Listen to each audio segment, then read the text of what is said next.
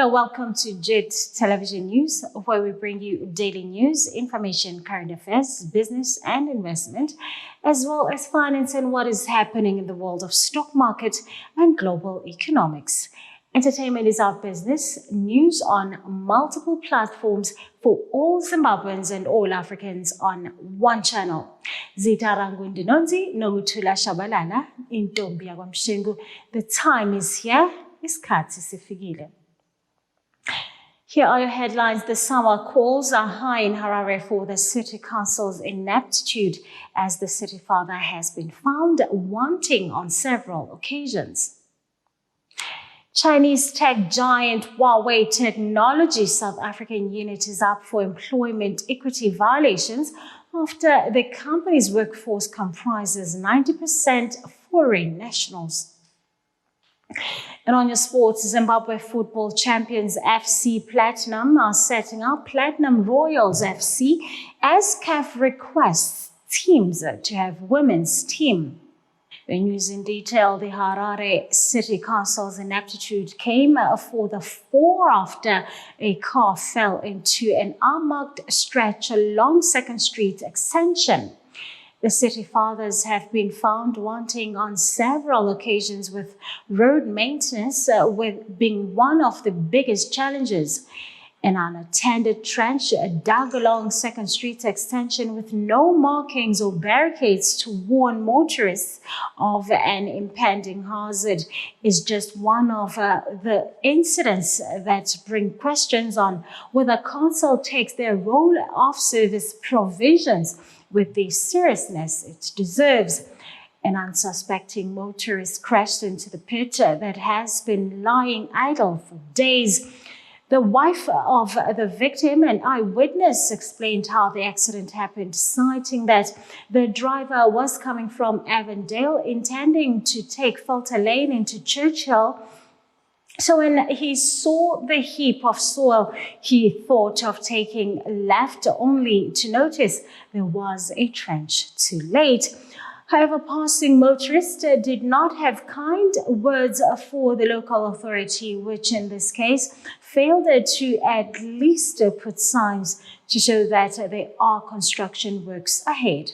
Meanwhile, people who spoke to journalists in Harare called for the accident victim who survived the terrifying accident to get compensated.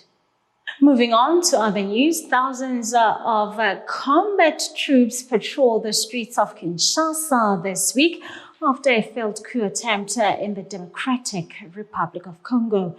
The exercise saw the elite Republican Guard responsible for protecting the head of state and the country's key institutions deployed in the main areas of the capital.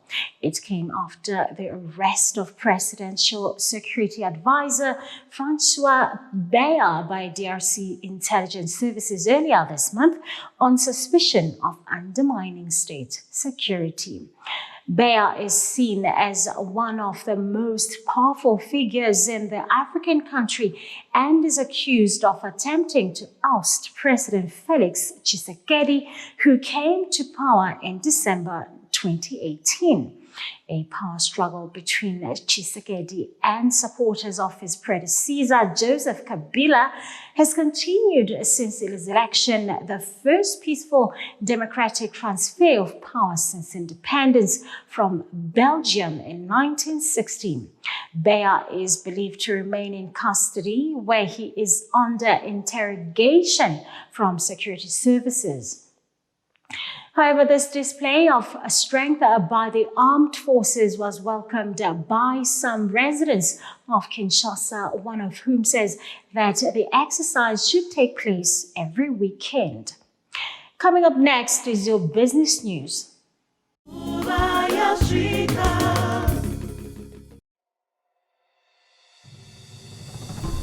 Welcome to Azambezi River Lodge, Victoria Falls.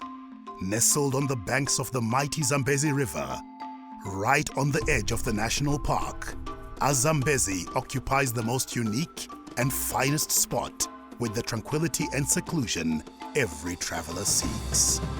Each of its well-appointed rooms is either garden or river facing, allowing you to soak in the serenity of the environment.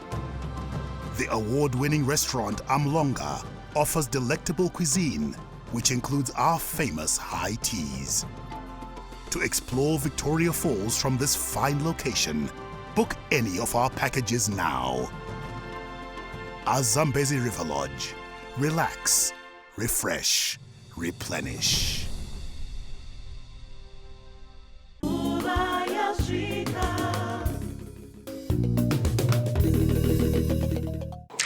And in your business news this hour, Zimbabwean Platinum Producers Association, which encompasses projects controlled by Anglo-American Platinum, Impala Platinum, and Sibanye, wants the country's finance minister Mthuli Ncube to defer a pending 5% tax on the shipment of platinum group metals that are not beneficiated. Zimbabwe's treasury has been granting fiscal and monetary concessions to Zimbabwean miners, and this includes new requirements for them to pay royalties and other taxes in local currency.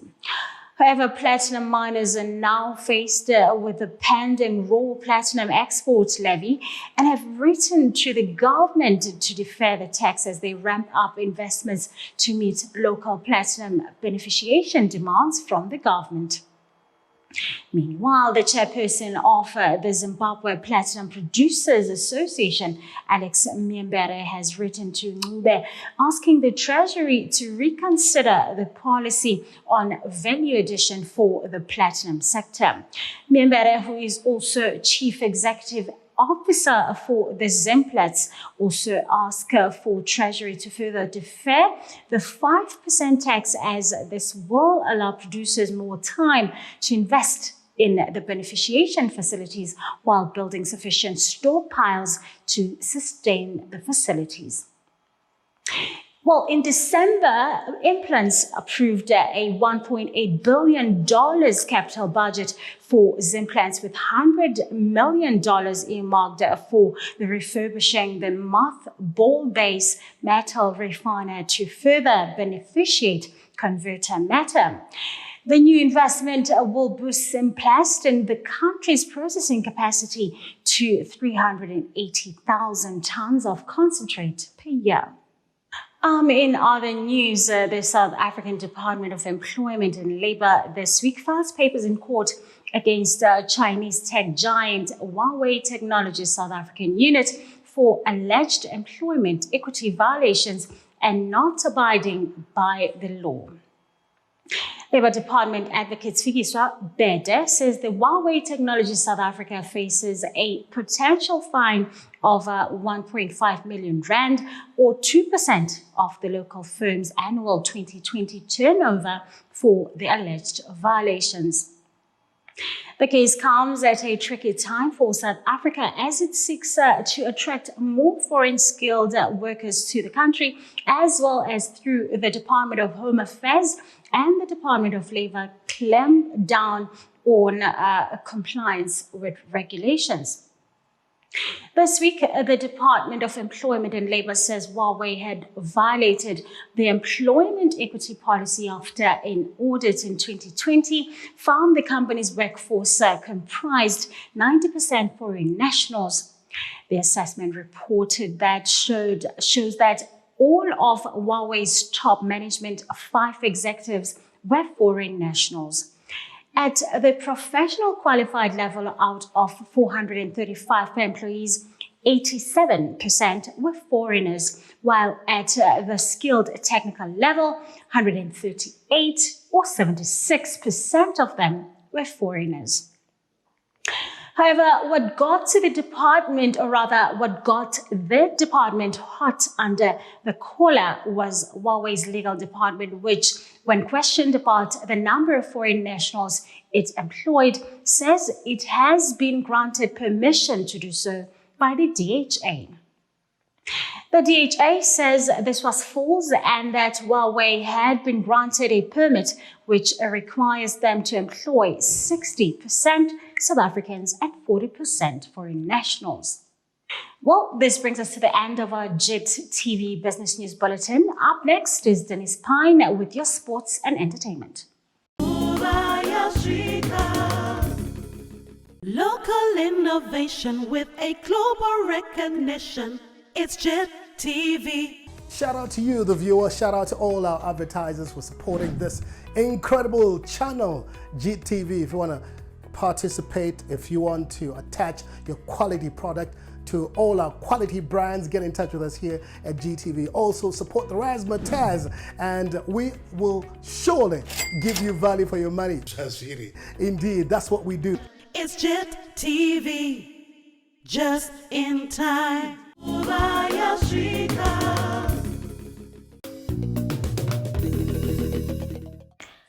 Hello and welcome viewers, my name is Denise Pan and you're watching JIT-TV Sports and Entertainment News. In sports news this hour, Zimbabwe football champions FC Platinum are set to take the first step towards setting up a women's team when they will hold a 3-day trial for aspiring female players. The trials, which kicked off over the weekend at Gresham and Rishavani and ran until Monday, with the successful players set to be included in the club's new women's team named Platinum Royals FC. FC Platinum's move to establish a women's team is in line with the new club licensing requirements by the Confederation of African Football that every team participating in the CAF Champions League must have a women's team. FC Platinum will once again be representing Zimbabwe in this year's Champions League, whose preliminaries starts around August after Zifa forwarded their name as the defending champions since they were no league champions in 2021 due to COVID-19. In addition to FC Platinum, other established local clubs such as Highlanders, Caps United and Dynamis are working on setting up women's football clubs, which is now a requirement to play in Continental Football Club from this year. However, most Zimbabwean top-flight clubs do not have women's teams, but CAF Club Licensing Senior Manager Mohamed Sadat announced that from next year, clubs will only be licensed to play in the Champions League if they have a women's team. Meanwhile, in entertainment, tributes continue to pour in this week on social media as colleagues and friends paid their respects to Cooley Roberts, who impacted the lives of many in entertainment internationally. A friend told JIT-TVzw that Cooley collapsed on set of a new show when she arrived on set around 7 p.m. when they were filming with other artists. Celebrities have taken to social media sharing their warmest memories of the late Cooley Roberts. The 49-year-old journalist, actor and author died last week in Johannesburg, the Roberts and Boyer family confirmed on Thursday.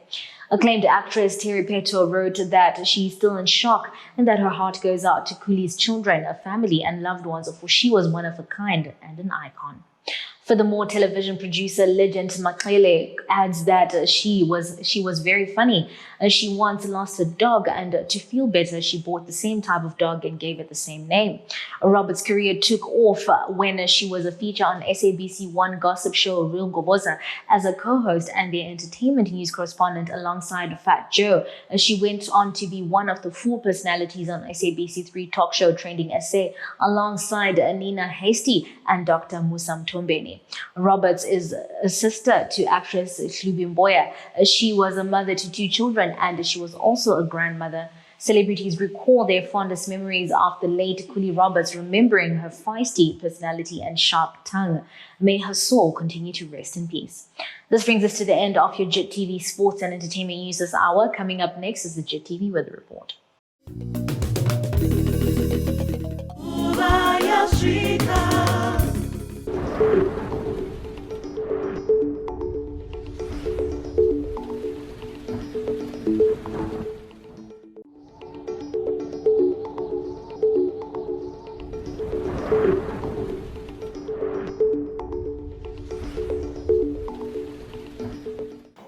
Well, this brings us to the end of our JIT Television News Bulletin this hour. Stay tuned to JIT-TV as we bring you the best in entertainment news, information, analysis, sports, business, and all the headlines of the day.